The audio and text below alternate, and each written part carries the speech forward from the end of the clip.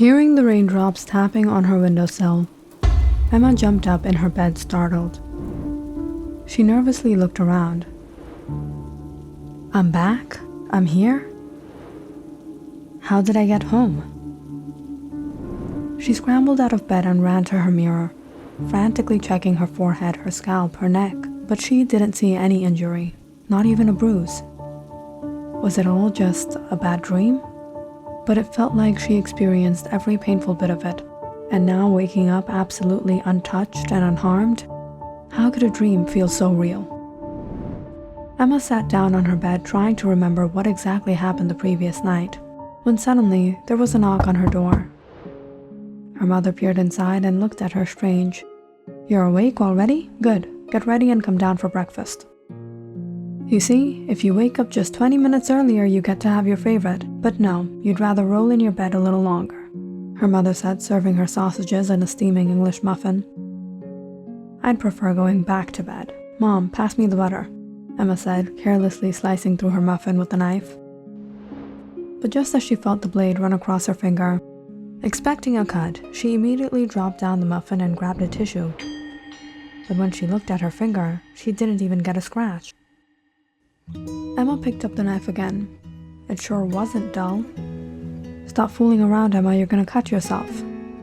But what Emma was thinking was how was it she didn't cut herself already? Just then, Emma's wristwatch beeped. She quickly stuffed the muffin into her mouth and mumbled, "All right, gotta go. Take the banana with you." Usually, Emma would be a lazy bum, literally dragging herself 15 blocks to school. But today, it only took her half the time, and she didn't even run. She was feeling a strange pulsating energy in her that she didn't before. Emma couldn't wait to meet Alex, her boyfriend. She would tell him all about the craziest dream she had. Just minutes before the homeroom bell, she planned to grab him and sneak out to the field where they usually hung out behind the bleachers. But today, as she waved at him from down the hall, instead of coming her way, Alex looked a bit nervous and hurried inside the classroom. That was weird. Did he just ignore her? Maybe he didn't spot her in the crowd. Oh well, that meant 4 more periods before getting to see him again at lunch break.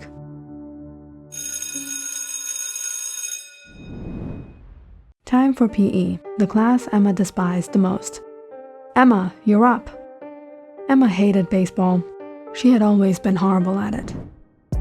She could already see the pitcher grinning at her because he knew she was going to be a piece of cake. Nervously, Emma gripped onto the bat and got in position. But this time, as the ball came flying to her, everything suddenly felt like it slowed down, and Emma hit the ball like she had hit no other before. Everyone stood still till the blasting noise of the bat hit the ball as they watched it fly out of the 1-acre-long field. Guess the game is over now. You freaking sent the ball into space. Dude, how did you hit the ball so hard? Emma dropped the bat confused. She didn't even know how she did that. What was happening to her? The next 3 periods went by anxiously waiting to meet Alex. Now she had a bunch of things to tell him. Come lunch break, Emma ran to the cafeteria and instantly spotted him with his friends. Alex, she called out, running to him. But once again, Alex suddenly got up and headed the other way. Alex, wait! Emma shouted. Move out of the way, Emma said as she pushed the guy in front of her. But all of a sudden, the guy in front of her literally fell back a few steps. Dude, you don't have to push that hard. What is wrong with you? Emma widened her eyes, looking at the guy nearly double her size, getting up from the ground. Did she just now push him over? Sorry, I gotta go, Emma said, hurrying after Alex, but he was long gone. Why was he running away from her? He had definitely heard and seen her this time. Alex had nearly escaped Emma once again. How could this be? How could she be back? After what happened? After school, he hurried to meet up with the gang. He had been hanging out with a group of seniors lately. They were the tough guys in school that no one dared to mess with, and Alex liked staying on their good side. As soon as Tony caught sight of Alex, he grabbed him around the neck. Look, the twerp is back. Alex barely slipped out of his grip and caught his breath, as the rest of the guys laughed at him. "You can't even handle that. How were you going to handle last night?" "Look, you guys, we're in trouble. I saw her. She's back." Tony chuckled, seeing Alex look so frightened. "So the chick has a twin sister? Why don't you bring her too? We'll have double the fun this time." "No, I'm not doing anything like that again. You guys don't understand. She doesn't have a twin. It was her." "You could have gone easy on him last night. Twerp's a newbie." Jason took a bottle and pushed it to Alex. "Take a chill pill. Looks like you're still hallucinating on the herb."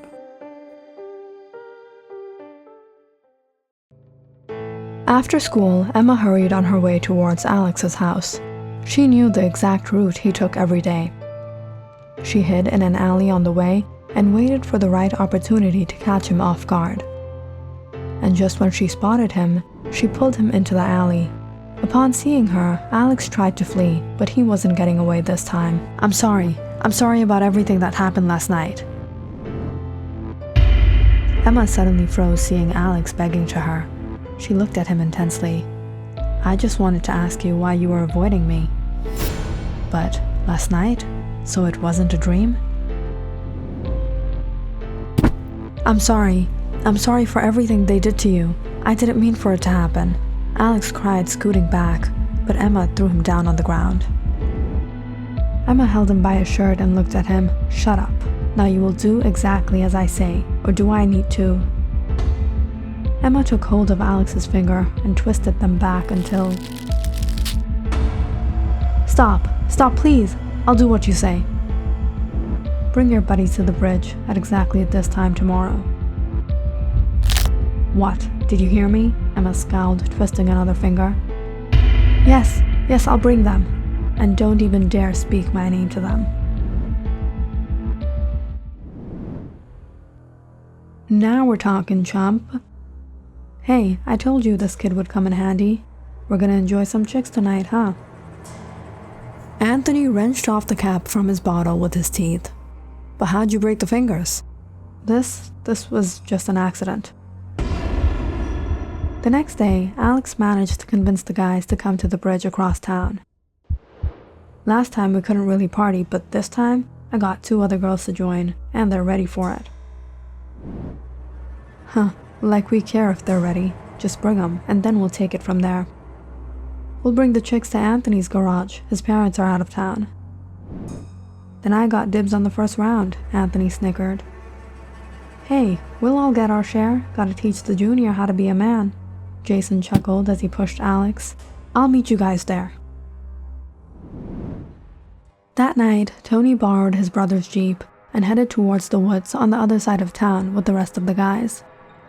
This bridge was their go-to hangout place. It was abandoned, and the jungles pretty much encompassed all around it. It was known for lovers coming out here, but this late at night, it was only them. There they found Alex sitting by the ledge with a girl, but it was so dark they couldn't get a glimpse of her face. Besides that, she was wearing a hoodie as well. "Hey, didn't you say you got a few girls? Where's the rest of them? Guess we're gonna be taking rounds tonight after all," Jason said as he walked closer to the girl. "It's all right, baby. You don't have to wear that sweater. I'll keep you warm tonight." But just as he stretched his hand out, the girl caught hold of him. Jason laughed, seeing the girl's courage.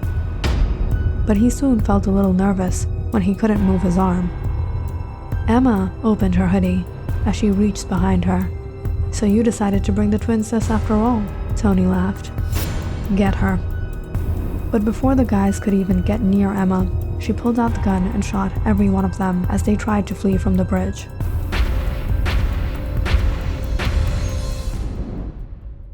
Emma then turned, staring at Alex, the last one left. Please forgive me. Spare me. I love you." "Shut up. You never loved me." Emma scowled. No.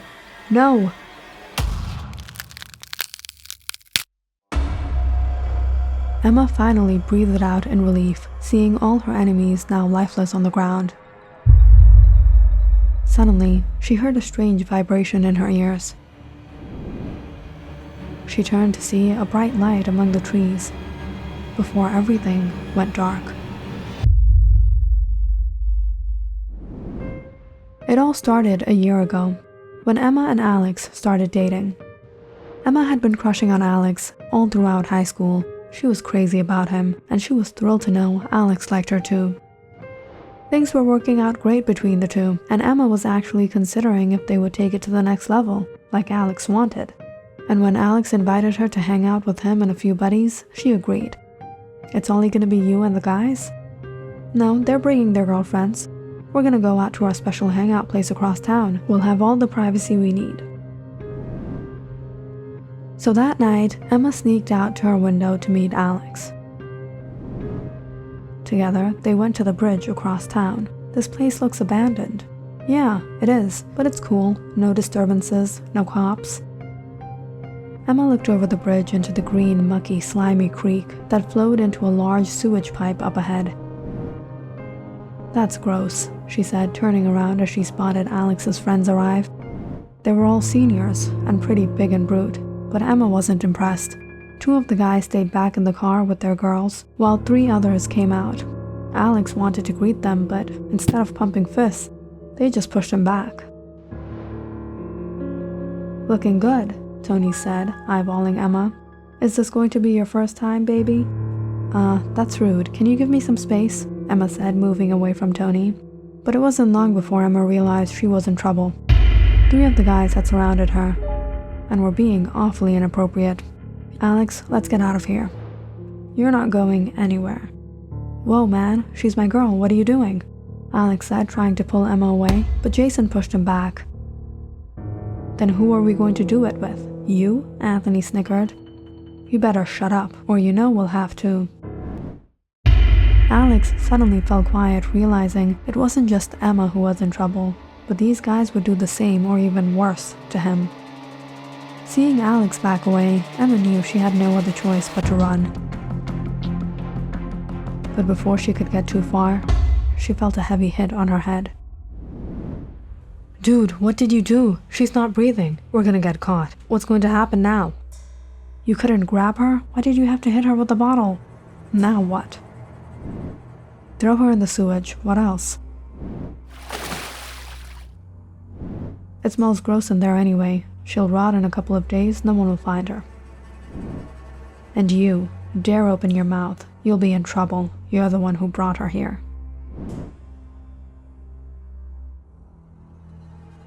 And so, the guys drove out a little further into the sewage area and dropped Emma under. But fate had other plans for Emma, because she fell into the hands of another. The body is still fresh. She is a suitable specimen for the experiment. Let us revive her. Classifying specimen to category Tellurian X.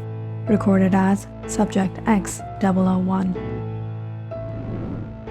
Examining wounds on specimen. Sudden impact to cranium has caused internal damage.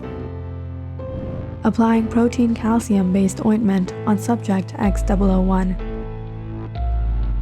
Injury of specimen has healed in 7 microseconds and 0.2 nanoseconds. Activate brain, delivering 6,000 volt charge in 0.1 second to subject X001 in 3, 2. Terminate assessment. Specimen is young. Less charge is sufficient for resuscitation. Decreasing voltage.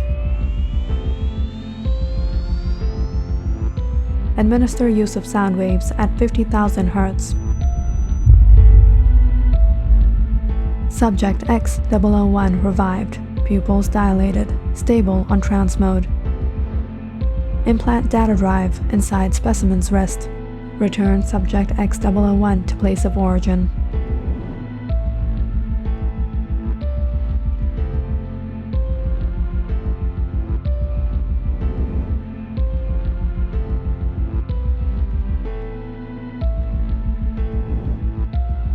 Subject X001 has compromised our mission. She has committed an unlawful act according to regulations abided in Telluric law. Subject X001 will be penalized. Compromised activity must be revised. Mission cannot be terminated.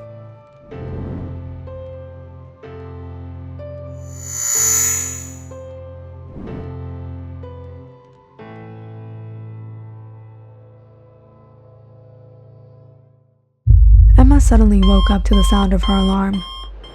She sat up in her bed, in her room again. She froze seeing her father's gun on her bedside table. Last night, she killed them. But what happened after that? All she could remember was hearing that shrill noise in her ear, after which everything went black. How did she get home? "Emma, are you awake?" Suddenly hearing her mother's voice outside, Emma quickly hid the gun under her pillow. "Yes, Mom, come in." "Did you see the news this morning? You don't have to go to school today. As a matter of fact, you don't need to go to that school ever again." "What happened, Mom?" Emma followed after her mother to the living room. Did the police find those guys by the bridge? If so, it would be moments before they reach Emma as well. "I've been telling your father ever since we moved to this foul neighborhood, nothing is good here, and that school is definitely not good. See what those kids did," her mother said, raising the volume. BII high school students lost their lives in a tragic car accident last night. Police have been able to identify the driver, 17-year-old Anthony Rivers, and 4 others with him. Investigation led police to conclude the teenagers had borrowed the vehicle from a family member, after which they had gone out with friends to party. However, due to excessive consumption of alcohol, the young driver crashed into a tree whilst crossing an abandoned bridge on the south side of Esther. The car then caught on fire, while the passengers were trapped inside, unconscious. And by the time locals recognized the smoke and alerted the police, it was far too late. BII News, Louisiana.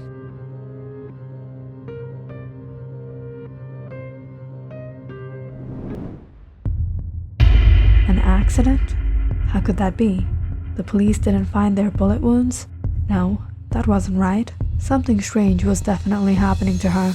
None of this made sense. She vividly remembered the night she went to the bridge with Alex, the night she died, but somehow she woke up in her room the next morning. And last night, she was sure she did what she did, but then again, back at home. The vibration in her ear, the unnatural strength and reflexes. What was happening with her? Click on the subscribe button and check out more awesome videos on our channel. And don't forget to press the bell icon because you know it's interesting.